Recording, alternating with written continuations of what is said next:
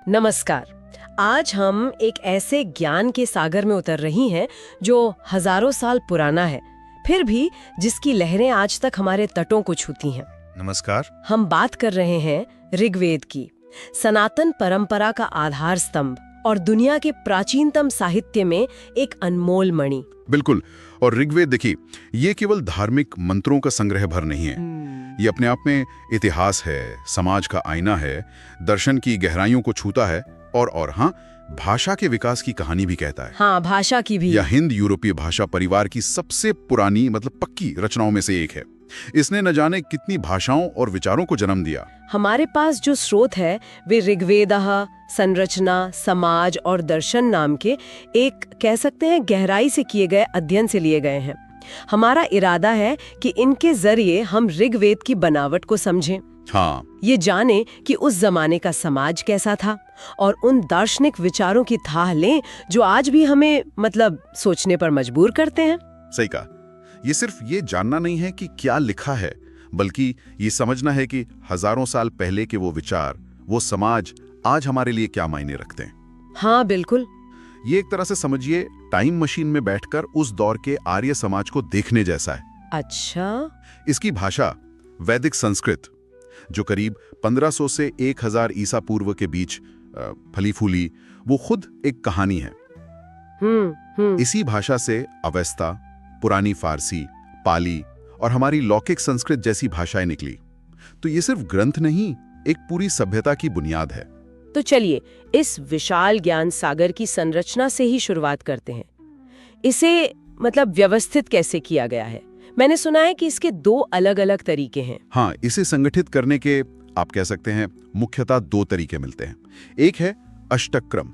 अष्टक्रम। हाँ, ये शायद पुराना तरीका है, थोड़ा कह लीजिए गणितीय या यांत्रिक किस्म का। अच्छा, यांत्रिक कैसे? इसमें पूरी संहिता यानी पूरे ग्रंथ को बस 8 हिस्सों में बांट दिया, जिन्हें अष्टक कहते हैं, और हर अष्टक में फिर 8 अध्याय। शायद पढ़ने या याद करने की सुविधा के लिए ऐसा किया गया हो। सीधा सीधा विभाजन। और दूसरा तरीका जो शायद ज्यादा जाना माना है, हाँ, वो है मंडल क्रम। ये ज्यादा प्रचलित है और विद्वानों के बीच ज्यादा मान्य भी है। क्यों? ऐसा क्यों है? क्योंकि ये विषय और रचयिता पर आधारित लगता है। इसमें पूरी संहिता को 10 मंडलों में बांटा गया है। 10 मंडल? जी। हर मंडल में कई सूक्त होते हैं। कुल मिलाकर देखें तो 1028 सूक्त। 1028। हाँ, और इनमें वो 11 अतिरिक्त सूक्त भी शामिल हैं जिन्हें बालखिल्य कहा जाता है। वो शायद बाद में जोड़े गए लगते हैं। अच्छा, बालखिल्य। तो 10 मंडल, 1028 सूक्त।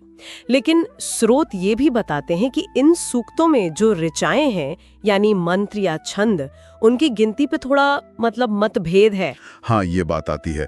कहीं 10,462 लिखी है, कहीं 10,580, कहीं तो 11,000 तक का भी जिक्र है। तो इतना फर्क, इसका क्या मतलब समझा जाए? देखिए, ये गिनती का फर्क अपने आप में एक बहुत बड़ी कहानी कहता है। अच्छा, क्या कहानी? ये दिखाता है कि जो सूक्तों का ढांचा था, यानी कौन सा सूक्त किस देवता या विषय पर है, किस ऋषि से जुड़ा है, वो तो बहुत मजबूती से पीढ़ी दर पीढ़ी चला आ रहा था। वो पक्का था। लेकिन जब ये ज्ञान अलग अलग गुरु शिष्य परंपराओं, जिन्हें शाखा कहते हैं, उनके जरिए मौखिक रूप से आगे बढ़ा। हाँ, मौखिक रूप से। तो हर शाखा में ऋचाओं की गिनती में थोड़े बहुत अंतर आ गए। ओहो, तो ये इस बात का पक्का सबूत है कि ऋग्वेद को लिखा जाने से कई पहले, सदियों तक, शायद हजारों साल तक इसे कंठस्थ करके ही जीवित रखा गया। बिल्कुल बिल्कुल। ये कोई स्थिर छपी हुई किताब नहीं थी उस तरह से। हाँ, ये एक गतिशील बहती हुई धारा थी, जीती जागती मौखिक परंपरा। हाँ, और इस मौखिक परंपरा की सबसे खास बात थी उच्चारण की शुद्धता पर जबरदस्त बल। अच्छा, उच्चारण पे? हाँ, शब्दों की ध्वनि, उनका उतार चढ़ाव, ये सब अत्यंत महत्वपूर्ण था। इसीलिए भले ही गिनती में थोड़ा फर्क आया हो, मूल मंत्रों और उनकी ध्वनियों को सहेज कर रखने पर जोर था। हर सूक्त, जो आमतौर पर किसी एक देवता या विषय पर केंद्रित होता है, वो इन ऋचाओं का ही समूह है। और जैसा मैंने कहा, मंडल क्रम सिर्फ संख्या नहीं, ये विषय और ऋषि परिवारों के आधार पर एक कह सकते हैं सोचा समझा वर्गीकरण है। ये तो बहुत दिलचस्प है कि संरचना ही हमें उसके इतिहास के बारे में इतना कुछ बता रही है। तो इन 10 मंडलों को थोड़ा और करीब से देखते हैं। क्या इनमें भी कोई कालक्रम या बनावट का पैटर्न दिखाई देता है? मतलब कौन सा पहले बना, कौन सा बाद में? हाँ बिल्कुल। विद्वानों ने इन मंडलों को उनकी रचना के समय और शैली के आधार पर मोटे तौर पर 3 हिस्सों में बांटा है। अच्छा। सबसे पहले आते हैं प्राचीनतम मंडल, मंडल संख्या 2 से लेकर 7 तक। 2 से 7 यानी 6 मंडल। जी, 6 मंडल। इन्हें परिवार मंडल या वंश मंडल भी कहा जाता है। परिवार मंडल, इसका क्या मतलब है? क्या ये किसी खास परिवार ने लिखे थे? हाँ, माना तो यही जाता है। माना जाता है कि इन 6 मंडलों की रचना 6 विशेष ऋषि कुलों या वंशों ने की थी। गृत्समद, विश्वामित्र, वामदेव, अत्रि, भारद्वाज और वशिष्ठ। अच्छा, ये नाम तो सुने हुए हैं। जी, ये मंडल ऋग्वेद का सबसे पुराना और शायद सबसे महत्वपूर्ण हिस्सा माने जाते हैं। और ये परिवार मंडल नाम हमें उस जमाने के समाज की एक झलक देता है। कैसी झलक? एक ऐसा समाज जो शायद वंश या कुल पर आधारित था, जहां ज्ञान, परंपराएं और शायद पुरोहिती का अधिकार भी पीढ़ी दर पीढ़ी एक ही परिवार में चलता था। ये तो समाज की संरचना पर सीधी रोशनी डालता है। हाँ। तो बाकी मंडल इनसे अलग कैसे हैं? नवीन मंडल कौन से हैं फिर? हाँ, तो मंडल 1 और मंडल 10 ये दोनों सबसे बाद में रचे गए माने जाते हैं। पहला और आखिरी? हाँ। दिलचस्प बात यह है कि दोनों ही काफी बड़े हैं। दोनों में ठीक 191 सूक्त हैं। अच्छा। ये संयोग है, कह सकते हैं। लेकिन इनमें वो परिवार मंडल वाली बात नहीं है। इनमें अलग अलग विविधीय ऋषियों की रचनाएं मिलती हैं, किसी एक कुल की नहीं। तो इसका मतलब क्या ये निकाला जा सकता है कि समय के साथ समाज बदल रहा था? मतलब ज्ञान सिर्फ कुछ खास परिवारों तक सीमित नहीं रहा, बल्कि ज्यादा फैल गया। बिल्कुल ऐसा लगता है। इन बाद के मंडलों का संकलन एक ज्यादा एकीकृत, शायद ज्यादा फैले हुए और कह सकते हैं खुले समाज की तरफ इशारा करता है। शायद इसीलिए मंडल 1 और खासकर मंडल 10 में हमें ज्यादा जटिल, ज्यादा दार्शनिक और सामाजिक विषयों पर सूक्त मिलते हैं। जैसे वर्ण व्यवस्था की पहली झलक या फिर सृष्टि की उत्पत्ति जैसे गूढ़ प्रश्न। ये सब 10वें मंडल में ही प्रमुखता से आते हैं। ये दिखाता है कि जैसे जैसे समाज विकसित हुआ, सोच और चिंतन का दायरा भी बढ़ा। तो ये संरचना सिर्फ किताब को बांटना नहीं, बल्कि ये तो उस समाज के विकास की कहानी कह रही है। प्राचीन वंश आधारित समाज से एक विस्तृत एकीकृत समाज की ओर यात्रा। कमाल है। और वो तीसरी श्रेणी कौन सी थी? वो है विशेष मंडल, मंडल 8 और मंडल 9। 8 और 9? हाँ, मंडल 8 में भी कई ऋषियों की रचनाएं हैं और इसी में वो 11 बालखिल्य सूक्त भी हैं जिन्हें बादका माना जाता है। हाँ, वो अतिरिक्त वाले। जी। और मंडल 9 तो अपने आप में अनोखा है। ये पूरा का पूरा मंडल एक ही देवता को समर्पित है, सोम देवता को। अच्छा, पूरा मंडल एक देवता को? हाँ। सोम एक पवित्र पौधा था जिसका रस यज्ञों में इस्तेमाल होता था और जिसे देवता माना जाता था। उसकी बहुत महिमा थी। कमाल है। यानी ऋग्वेद की जो अनुक्रमणिका है, जो टेबल ऑफ कंटेंट्स है, वही अपने आप में एक ऐतिहासिक दस्तावेज है। बिल्कुल। ये सिर्फ सूक्तों की लिस्ट नहीं, ये समाज के बदलने का सबूत है। शुरुआती कबीलाई समाज से जटिल दार्शनिक विचारों वाले समाज तक का सफर। बिल्कुल सही समझा आपने। ये संरचना हमें संगठन के साथ साथ इतिहास और सामाजिक विकास का एक नक्शा भी देती है। तो अब जरा अंदर झांकते हैं इसकी विषय वस्तु में। देवताओं की बात करें तो स्रोत में लिखा है कि 3339 तक देवताओं का जिक्र है। ये तो मतलब बहुत बड़ी संख्या है। क्या इतने सारे देवी देवता थे? हाँ, ये संख्या काफी बड़ी लगती है, लेकिन ऋग्वेद में देवताओं का एक विशाल और विविध संसार है। अध्ययन की सुविधा के लिए विद्वानों ने इन्हें मुख्य रूप से 3 श्रेणियों में बांटा है। अच्छा, 3 श्रेणियां? हाँ, जो उस समय के लोगों के विश्व को देखने के नजरिए को दिखाता है। पहली श्रेणी है आकाश, यानी द्युलोक के देवता। आकाश के देवता? हाँ, जैसे द्यौसपितर, आकाश पिता, वरुण जो नैतिक व्यवस्था के देवता माने जाते हैं, सूर्य, उषा भोर की देवी और पूषा मार्गों के देवता। और दूसरी श्रेणी? दूसरी है अंतरिक्ष यानी वायुमंडल के देवता। इनमें सबसे प्रमुख हैं इंद्र। इंद्र, हाँ, उनका नाम तो बहुत आता है। वर्षा और युद्ध के देवता। साथ ही मरुत तूफान के देवता और पर्जन्य वर्षा के देवता। और तीसरी श्रेणी? तीसरी है पृथ्वी यानी भूलोक के देवता। पृथ्वी के? हाँ, इनमें सबसे महत्वपूर्ण है अग्नि, यज्ञ की अग्नि जो देवताओं तक संदेश पहुंचाते हैं, और सोम वो पवित्र पौधा और पेय। इनमें सबसे ज्यादा पूजा या प्रार्थना किसकी होती थी? मतलब सबसे प्रमुख कौन थे? इंद्र का स्थान सर्वोपरि लगता है। ऋग्वेद के करीब 1/4 सूक्त, आप सोचिए, लगभग 250 सूक्त अकेले इंद्र की स्तुति में है। 1/4? हाँ, वो देवताओं के राजा और एक शक्तिशाली योद्धा के रूप में चित्रित हैं। अग्नि भी बेहद महत्वपूर्ण थे क्योंकि यज्ञ उनके बिना संभव नहीं था। वो मनुष्य और देवताओं के बीच मध्यस्थ थे। हाँ, अग्नि के बिना यज्ञ कैसे होगा? बिल्कुल। सोम का भी बहुत ऊंचा स्थान था। वरुण नैतिक नियमों के संरक्षक के रूप में महत्वपूर्ण थे और सूर्य जीवनदाता के रूप में। ये वर्गीकरण और देवताओं का स्वरूप हमें दिखाता है कि वो समाज प्रकृति की शक्तियों से कितना जुड़ा हुआ था, उनका कितना सम्मान करता था और उन्हें ही दैवीय रूप में देखता था। प्रकृति उनके जीवन और सोच के केंद्र में थी। देवताओं की स्तुति और यज्ञों के अलावा ऋग्वेद हमें उस समय के गहरे दार्शनिक चिंतन में भी ले जाता है। स्रोत में खासतौर पर 10वें मंडल के एक सूक्त, नासदीय सूक्त का जिक्र है। ये क्या है, इसके बारे में थोड़ा बताइए। हाँ, नासदीय सूक्त ये तो ऋग्वेद के सबसे चमत्कारी और कह सकते हैं गहरे दार्शनिक हिस्सों में से एक है। मंडल 10, सूक्त 129। ये सृष्टि की उत्पत्ति के बारे में ऐसे सवाल पूछता है जो आज भी हमें हैरान कर देते हैं। कैसे सवाल? ये कहता है कि जब कुछ नहीं था तब क्या था? ओहो। तब न सत यानी अस्तित्व था, न असत यानी अनस्तित्व। न सत न असत, ये कैसे संभव है? यही तो इसकी गहराई है। न अंतरिक्ष था, न आकाश, न मृत्यु थी, न अमरता, न दिन था, न रात। सिर्फ एक गहन, अज्ञात, स्पंदनहीन स्थिति थी। बाप रे, कल्पना करना भी मुश्किल है। हाँ। ये एक तरह से उस परम तत्व की ओर इशारा करता है जो हर परिभाषा, हर गुण से परे है, जिसे बाद में शायद निर्गुण ब्रह्म कहा गया। तो विरोधाभासी लगता है। बिल्कुल, यही इसकी खूबसूरती है। ये शायद भाषा की सीमाओं को दिखाता है। ऋषि ये कहने की कोशिश कर रहे हैं कि शुरुआत की अवस्था हमारे समझने और बयान करने की शक्ति से परे थी। अच्छा। वो हमारे जाने पहचाने अस्तित्व और अनस्तित्व के द्वंद्व से भी पहले की बात है। सूक्त आगे कहता है कि शायद उस गहन अंधकार में अपनी ही शक्ति से, तप की गर्मी से एक इच्छा उत्पन्न हुई जिससे सृष्टि का बीज पड़ा। स्रोत में लिखा है कि इसकी तुलना कुछ लोग आधुनिक विज्ञान की ब्रह्मांड की उत्पत्ति की थ्योरी से भी करते हैं। क्या ये सही है? हाँ, कुछ लोग करते हैं। वो जो तप या ऊर्जा से सृष्टि के जन्म की बात है, उसमें कुछ लोग आधुनिक बिग बैंग थ्योरी जैसी अवधारणाओं की एक, कह सकते हैं, धुंधली सी प्रतिध्वनि देखते हैं। लेकिन ये तुलना बहुत सावधानी से करनी चाहिए। हाँ, वो तो है। ये वैज्ञानिक सिद्धांत नहीं है, ये गहन दार्शनिक अंतर्दृष्टि है। पर जो बात नसादी सूक्त को सचमुच असाधारण बनाती है वो है इसकी बौद्धिक ईमानदारी और विनम्रता। विनम्रता? वो कैसे? देखिए, सूक्त सृष्टि की उत्पत्ति का कोई पक्का अंतिम जवाब नहीं देता। अच्छा, तो फिर? बल्कि वो ये सवाल पूछकर खत्म होता है कि ये सृष्टि कैसे बनी, किसने बनाए, क्या वो जो सबसे ऊंचे आकाश में बैठा है वो भी जानता है, या शायद वो भी नहीं जानता। क्या बात है, मतलब अनिश्चितता को स्वीकार करना। हाँ, ये स्वीकार करना कि परम सत्य शायद हमारी पूरी समझ से बाहर है, ये अपने आप में बहुत बड़ी बात है।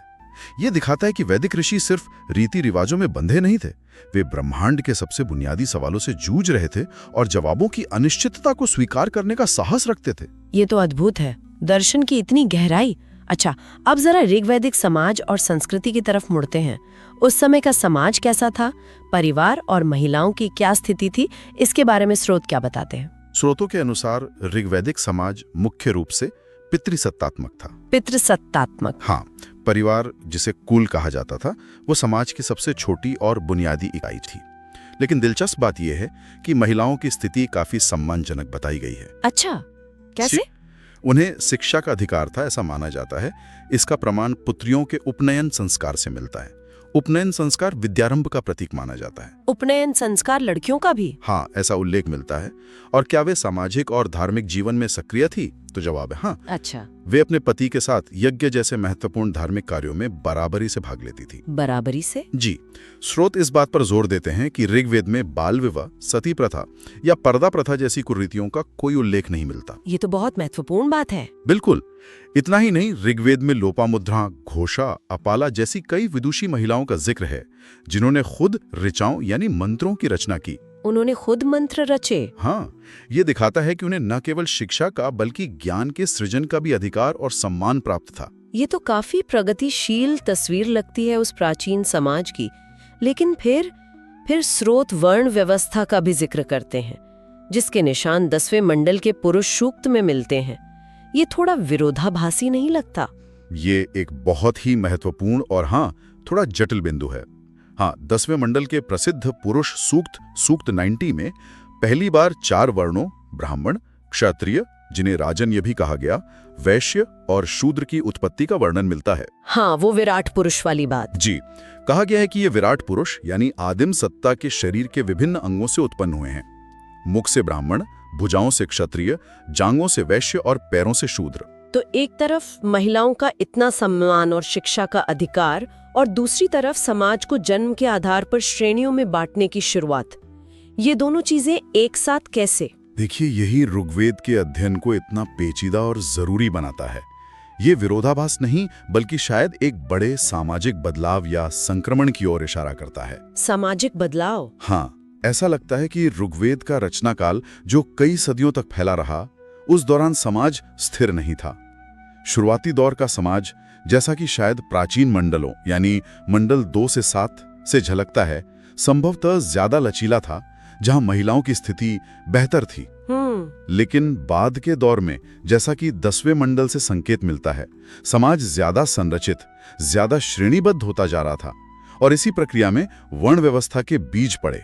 अच्छा, तो ये एक प्रक्रिया थी। हाँ, ये दिखाता है कि सामाजिक संरचनाएं समय के साथ बदलती हैं, और ऋग्वेद उस बदलाव का एक दस्तावेज भी है। वो एक स्नैपशॉट नहीं, पूरी फिल्म की तरह है। स्रोत में अनार्यों या दासों का भी वर्णन है। उन्हें अनास यानी चपटी नाक वाले और मृदवाच यानी अस्पष्ट या कटु वाणी बोलने वाले कहा गया है। इसके बारे में क्या जानकारी है? हाँ, ऋग्वेद में आर्यों के अलावा अन्य समूहों का जिक्र आता है, जिन्हें दास या दस्यु कहा गया है, और उनके लिए इस तरह के विशेषणों का प्रयोग मिलता है, जैसा आपने बताया। स्रोत के अनुसार ये वर्णन उस समय के सामाजिक विभाजनों को, या शायद भिन्न संस्कृतियों के बीच संघर्ष, या आर्यों की अपने से भिन्न समूहों के प्रति धारणाओं को दर्शाते हैं। हम यहाँ सिर्फ वही बता रहे हैं जो स्रोत में ऋग्वेद के हवाले से लिखा गया है, बिना किसी पक्षपात के। ठीक है, अब अंत में भाषा की बात करते हैं। हमने शुरू में कहा कि ऋग्वेद वैदिक संस्कृत में है। भाषा की दृष्टि से इसका क्या महत्व है? भाषा विज्ञान की दृष्टि से देखें तो ऋग्वेद का महत्व अतुलनीय है, बहुत ज्यादा है। कैसे? वैदिक संस्कृत, जिसका समय लगभग 1500 से 1000 ईसा पूर्व माना जाता है, वो हिंद यूरोपीय भाषा परिवार की सबसे पुरानी ज्ञात और प्रामाणिक शाखाओं में से एक है। सबसे पुरानी? हाँ, सबसे पुरानी प्रामाणिक शाखाओं में से एक। ये सिर्फ संस्कृत का ही पुराना रूप नहीं है, बल्कि ईरान की प्राचीन भाषा अवेस्ता से भी बहुत मिलती जुलती है। अवेस्ता से? जी हाँ, जो ज़ोरोस्ट्रियन धर्म ग्रंथ की भाषा है।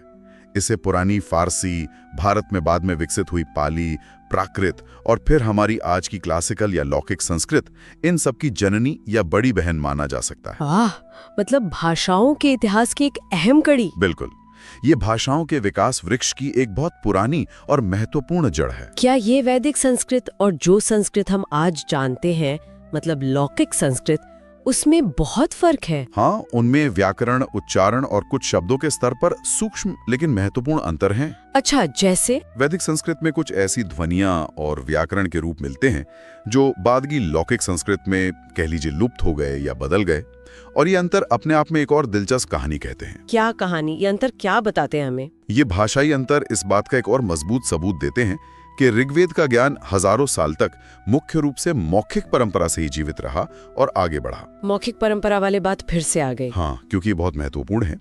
लिखने की कला शायद बाद में आई या कम प्रचलित थी। मौखिक परंपरा में जोर शब्दों के अर्थ के साथ साथ उनके सटीक उच्चारण और ध्वनि पर होता है। हाँ, आपने बताया था उच्चारण बहुत जरूरी था। जी, मंत्रों को बिल्कुल वैसे ही बोला जाना जरूरी माना जाता था जैसे गुरु ने सिखाया। अच्छा, तो भाषा के ये फर्क मौखिक प्रसारण का सबूत कैसे बनते हैं, थोड़ा और समझाएंगे? आप सोचिए, जब कोई चीज लिखी नहीं जाती तो उसे पीढ़ी दर पीढ़ी याद करके बोलकर ही आगे बढ़ाया जाता है ना? हाँ। ऐसे में उच्चारण की शुद्धता बनाए रखना सबसे बड़ी चुनौती और प्राथमिकता होती है। वैदिक ऋषियों ने इसके लिए बहुत कठोर नियम बनाए होंगे। यही वजह है कि वैदिक संस्कृत में कुछ बहुत पुरानी ध्वन्यात्मक विशेषताएं, मतलब आर्केइक फोनेटिक फीचर्स, सुरक्षित रह गईं। वो शायद आम बोलचाल की भाषा में समय के साथ बदल गई होंगी, लेकिन मंत्रों में उन्हें वैसे का वैसा संरक्षित किया गया। अच्छा, तो मंत्रों में वो पुरानी ध्वनियां बची रह गईं। हाँ, ये अंतर दिखाते हैं कि किस तरह कंठस्थ करने और दोहराने की एक अनुशासित प्रक्रिया के जरिए इस ज्ञान को हजारों साल तक जीवित रखा गया। ये भाषाई अंतर सिर्फ भाषा का इतिहास नहीं, बल्कि उस संस्कृति के मूल्यों और ज्ञान को सहेजने की उनकी अद्भुत क्षमता का भी प्रमाण है। तो कुल मिलाकर देखें तो ऋग्वेद सिर्फ एक धर्मग्रंथ नहीं है, ये तो जैसे एक मल्टीमीडिया एनसाइक्लोपीडिया है अपने समय का। हाँ, कह सकते हैं। इसमें धर्म है, कर्मकांड है, इतिहास है, समाजशास्त्र है, दर्शन है और भाषा विज्ञान भी है। बिल्कुल सही कहा आपने। ये एक बहुआयामी ग्रंथ है। इसमें देवताओं की स्तुतियां हैं, यज्ञों के विधान हैं, तो साथ ही प्रारंभिक आर्यों के जीवन, उनके समाज, उनकी सोच, उनके संघर्षों की झलक भी है। इसमें सृष्टि के रहस्यों पर गहरा चिंतन है, तो भाषा के प्राचीनतम रूपों का खजाना भी। इसका अध्ययन हमें दिखाता है कि कैसे एक समाज और उसकी विचारधारा समय के साथ विकसित होती है, बदलती है, और फिर भी कुछ बुनियादी चीजें बनी रहती हैं। और क्या आज के इस आधुनिक युग में भी ऋग्वेद का कोई महत्व, कोई प्रासंगिकता बची है? आप क्या मानते हैं? मेरे विचार में तो बहुत है। पहली बात तो ये कि प्रकृति के प्रति जो सम्मान और जुड़ाव ऋग्वेद में दिखता है, हाँ, वो देवताओं वाले वर्गीकरण से साफ था। जी, वो आज पर्यावरण संकट के दौर में हमें बहुत कुछ सिखा सकता है। सत्य, न्याय, धर्म यानी अपने कर्तव्यों का पालन जैसे नैतिक मूल्यों की बात आज भी उतनी ही जरूरी है। बिल्कुल। पूछने और ज्ञान की खोज जारी रखने की प्रेरणा देता है। तो ऋग्वेद का अध्ययन सिर्फ बीते हुए कल को जानना नहीं है, बल्कि ये इतिहास, भाषा, दर्शन और यहाँ तक कि आज के जीवन मूल्यों के नजरिए से भी एक महत्वपूर्ण यात्रा है। निश्चित रूप से ये एक ऐसा अथाह सागर है जिसमें जितनी बार गोता लगाओ कुछ नए मोती हाथ लगते हैं। इसके कई पहलू आज भी शोध और चिंतन का विषय बने हुए हैं। इस गहरी और वाकई ज्ञानवर्धक चर्चा के अंत में हम अपने श्रोताओं के लिए एक विचारणीय प्रश्न छोड़ना चाहेंगे। जरूर। कि दूसरी तरफ वर्ण व्यवस्था जैसी सामाजिक संरचना का भी उदय हो रहा था। ये सामाजिक परिवर्तन और निरंतरता की जटिल प्रक्रिया का एक दस्तावेज है। तो सवाल ये है कि ऐसे प्राचीन ग्रंथों का अध्ययन जो समाज के अंदरूनी बदलावों और कभी-कभी, जैसा हमने देखा, विरोधाभासों को भी दर्ज करते हैं, हमें आज के दौर में हो रहे सामाजिक परिवर्तनों, तनावों और निरंतरता को बेहतर ढंग से समझने में कैसे मदद कर सकता है? इस पर जरूर सोचिएगा।